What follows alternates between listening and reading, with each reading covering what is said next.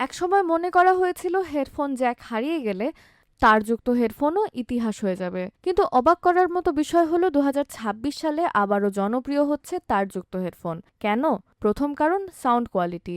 তারযুক্ত হেডফোনে লসলেস ও আনকম্প্রেসড অডিও পাওয়া যায়, যা এখনও ব্লুটুথের তুলনায় বেশি নিখুঁত। তাই সঙ্গীতপ্রেমী, গেমার এবং অডিও পেশাজীবীদের কাছে এগুলো এখনও প্রথম পছন্দ।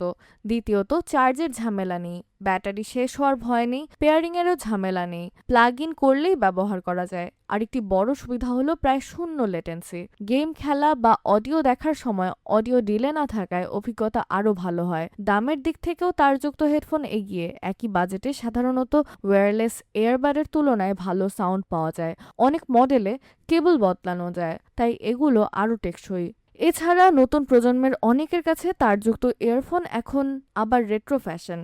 প্রিয় তারকাদের ব্যবহার এবং ডিজিটাল ডিটক্সের প্রবণতাও এর জনপ্রিয়তা বাড়াচ্ছে। তবে এর মানে এই নয় যে ওয়্যারলেস ইয়ারবাডের চাহিদা কমে গেছে।